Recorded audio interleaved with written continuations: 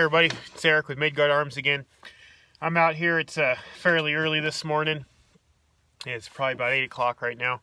Gonna get this sighted in. So I got the Ruger M77 with that T-Eagle scope on it. Put that on last night.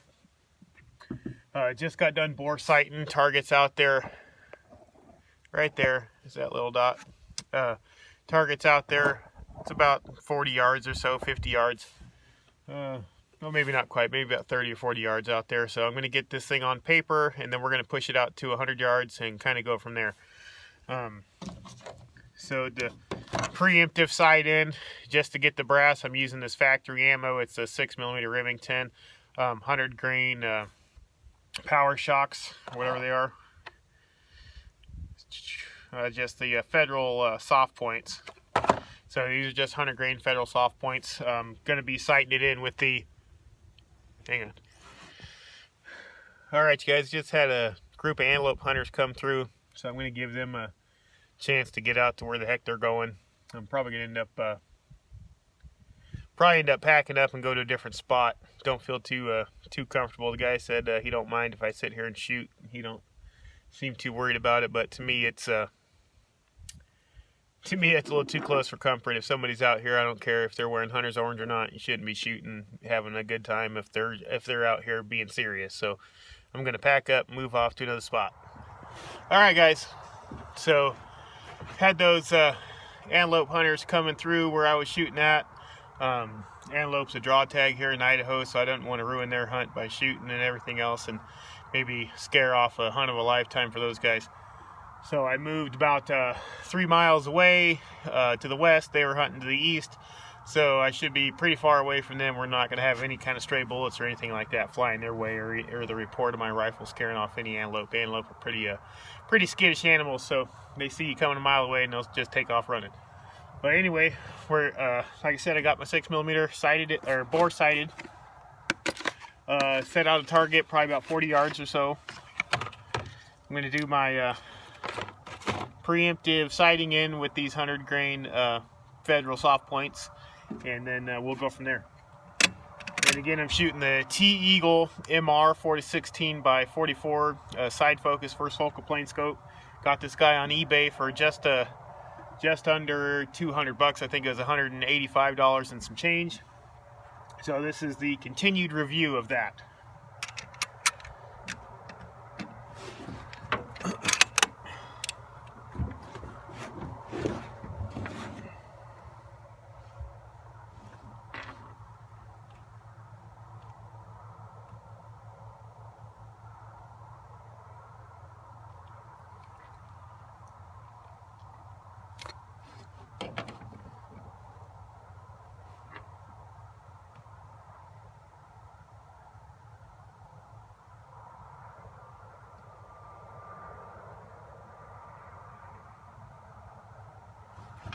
Okay, first thing I noticed on this scope is the crosshairs are so fine on this thing.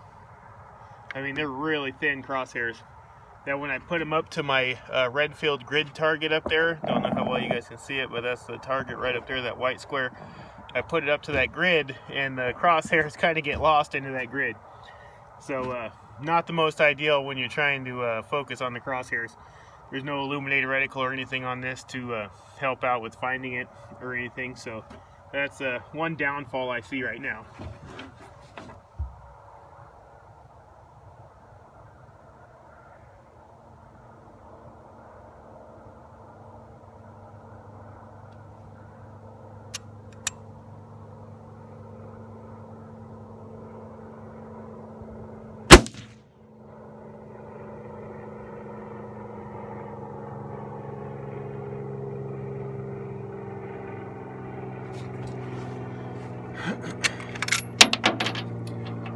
Alright, so had my headphone in my ear, so I thought I had earplugs in, but I don't. This one was empty. First shot was 1.5 inches to the left. Right on bullseye. Right good on elevation, but we're 1.5 inches to the left. So I'm going to see if I can't put one in that same spot, then make an adjustment.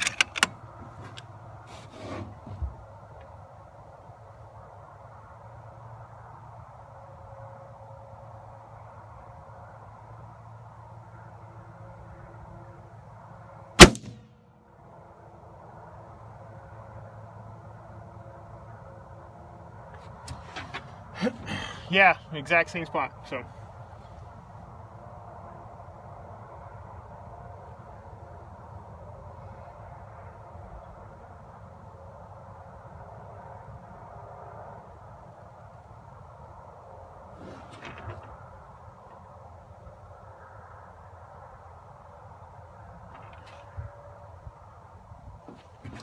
Alright, so I got a mill scope, mill graduation reticle with a mill adjustable turrets as first focal plane. So adjusting the scope, I just measure the mills in the scope and put the adjustment on the turrets. Looks like I was a mill and a half to the left, so I moved it over to the right, mill and a half. And I'm actually going to move it down.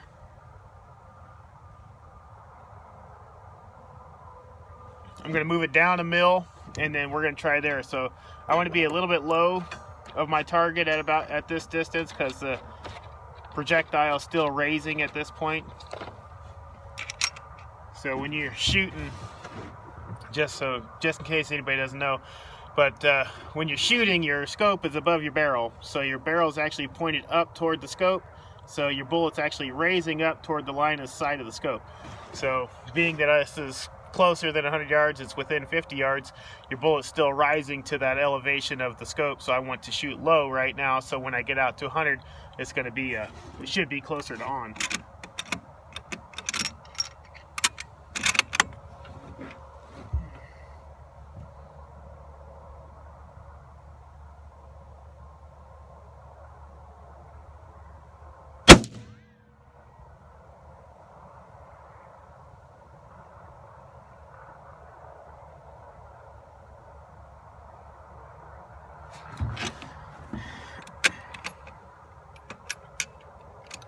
Okay, so that one looks like it's 2 mils onto the right side. I could have pulled it, but we're send another one out there.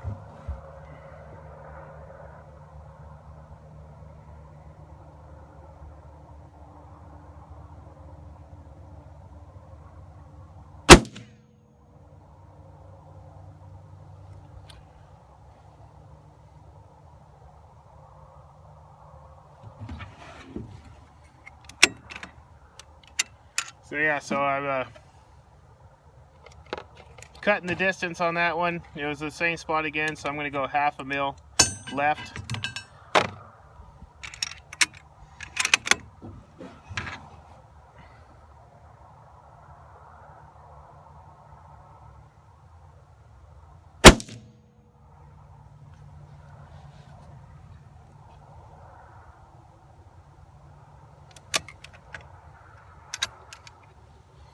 That hit the same spot.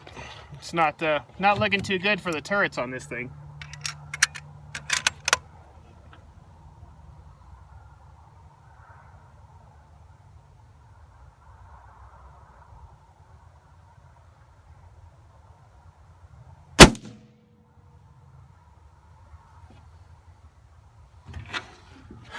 All right. So according to the measurements in the scope, I should have been to the left on my original shots about 1.5 mils. So I went over the 1.5 mils, and then I ended up 1.5 mils on the other side. So I just cut it back to the left 1 mil, and I'm right where I'm at. So so the turrets on this thing, it's not looking too good on how true they track. It's holding 0. When it moves, it stays there. I mean, I'm putting them right on top of each other. So I've got 3 rounds of this 100 grain stuff left. I'm going to move it out to 100 yards, and we'll try that. All right, guys. So we moved out to 100 yards now. 106 yards actually, compared to what my GPS says. So I got these 3 shots. I'm not going to worry about groups on these. I just want to shoot them for the brass. I took a couple of shots, took 2 shots at the 40-yard target to see how close I was for my hand loads here, the 70 grain ballistic tip varmints. And so I'm right where I want to be with those guys. So I'm just going to shoot these for the brass, and then I'll sight it in with the hand loads.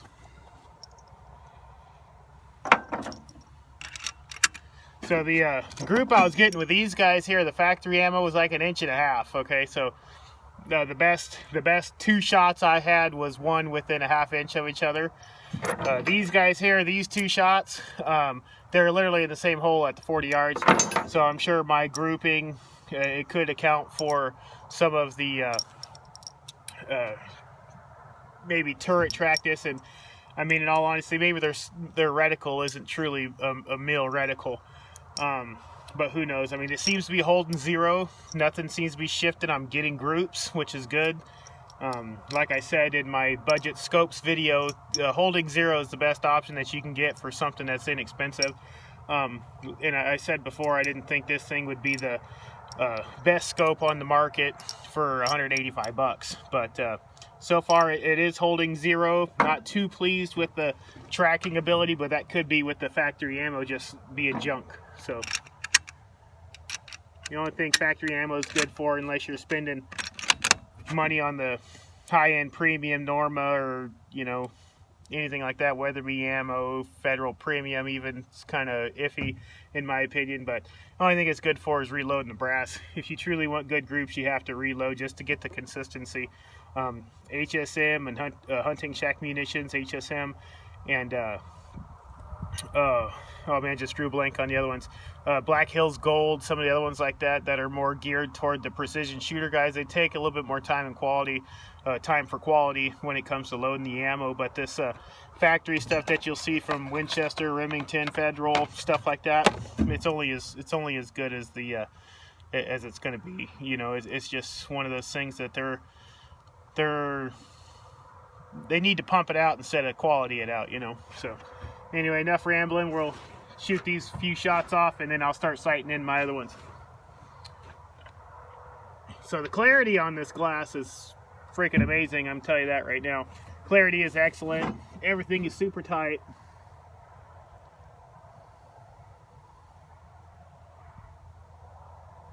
So right here at 16 power, at 100 yards, the crosshairs don't blend in anymore. I mean, the crosshairs are nice and big. So it's quite nice actually so far. You can easily focus on the crosshairs.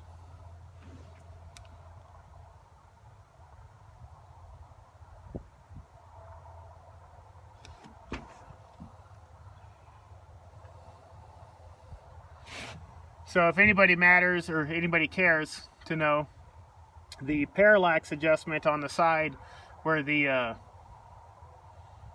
target is in focus does not match up, just like the Cabela's Covenant Tactical does not match up with the meters on the side. So I'm about 75 meters and at 106 yards. So I guess it's pretty close. It's actually closer than the Cabela's is. So.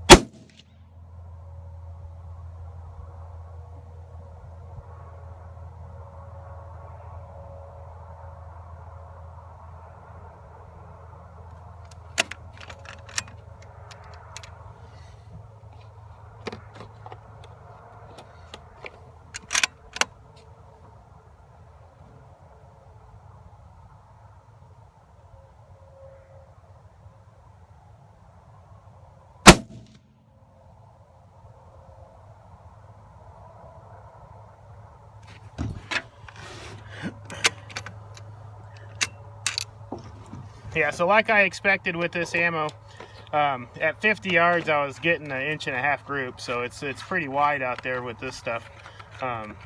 Like I said, this is nowhere near quality ammo. So I'm probably at 2.5 to 3 inches group at 100 yards with that factory stuff. So I mean, I wouldn't even go deer hunting with that. That's just ridiculous. But let's feel that barrel. Barrel's still not too hot, so we're gonna go in with these nozzler ballistic tips I got. So this is, I went just middle of the road on these guys. This is a 70 grain nozzler ballistic tip, 243 caliber, 6mm caliber, so just out of 6mm Remington, over 46 grains of IMR 4350.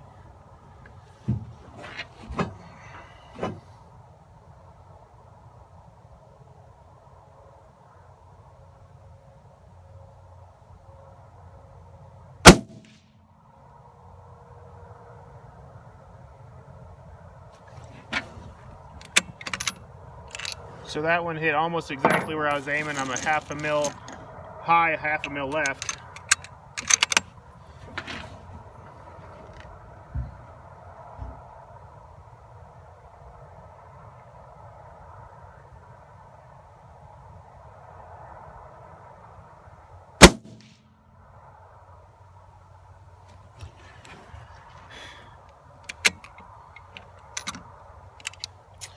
That one's right next to it. So I'm gonna go 1/2 mil down, 1/2 mil right,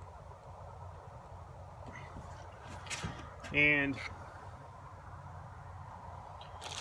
barrel's still pretty cool.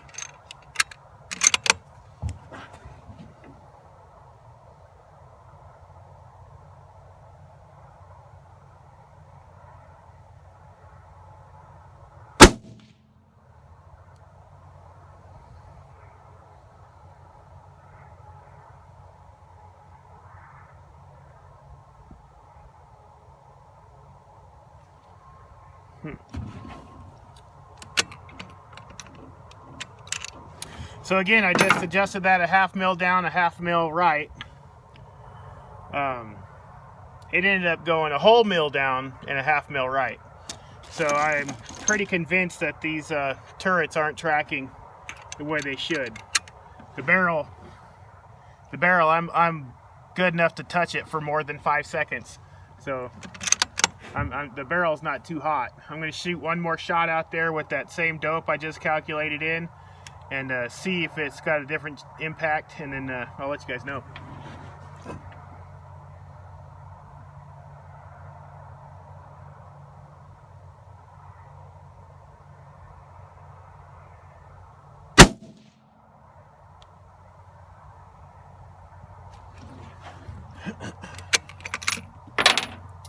Yeah, so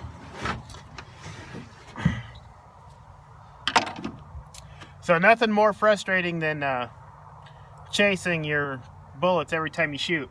Okay, the ability for this thing to hold zero is quite nice. For 185 bucks, I think it's one of those, like I told you guys, and the more stuff they give you for the price, the worse off it is. This is one of the first focal planes and everything else for 185, and I'm going to tell you right now, I don't like it. Initial impressions were that it was pretty decent for the quality. Putting it on the 224 Valkyrie, I shot it a few times with that thing. Didn't seem to be very bad. Getting out here today, sighting it in and everything else,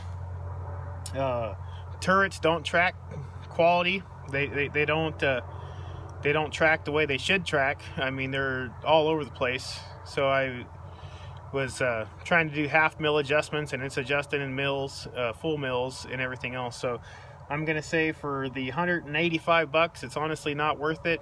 The Burris Full Field 2, that 4.5 to 14 that I showed you guys on my last video, it probably would have been much better suited for the 185 bucks. It's not first focal plane or tactical, you know. This thing here, I'm running the sunshade and everything else on it. It's got the side parallax and all that stuff. But yeah, I'd say, in all honesty, if you want to throw it on something and just leave it there and maybe just use it as basic, you can get it for that if you like the looks of it. But other than that, man, I would save the time that it took to get it, 2 months almost to wait to get this thing in, and I would honestly just stick with that Burris Full Field 2, or even a Cabela's Covenant Tactical for the same price, or even a little bit cheaper on that Cabela's. You can get them on sale for $150 for the second focal plane. If you want the first focal plane, right at 200 bucks on sale. I'd say that's a much better option. So that's it, guys. I'll show you, I'll walk you up there and show you the holes there. Hang on.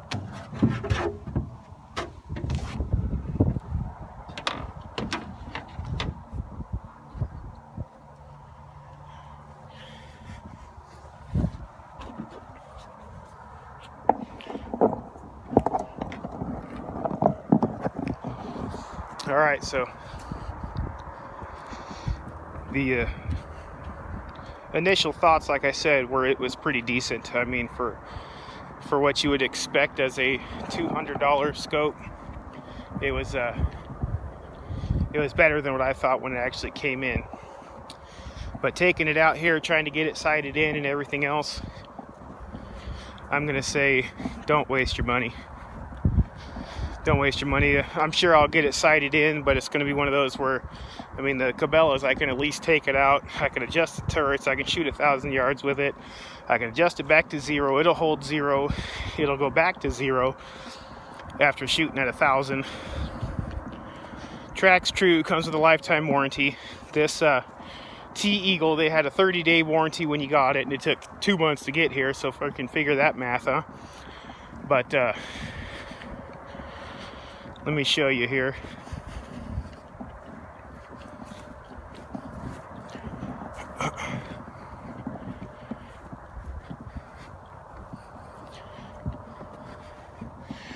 All right, so this stuff right here, this is that factory ammo we were shooting. This is the stuff from the 50 yards we were shooting at, and this right here is 50 yards. This right here is the 3-inch group at 100 yards when we were shooting. Okay, here is my 2 first shots with the 70 grain Nosler ballistic varmints right next to each other. So according to the scope, I had to go 1/2 mil down, 1/2 mil right, and here's my next shot. So that's more than 1 mil down.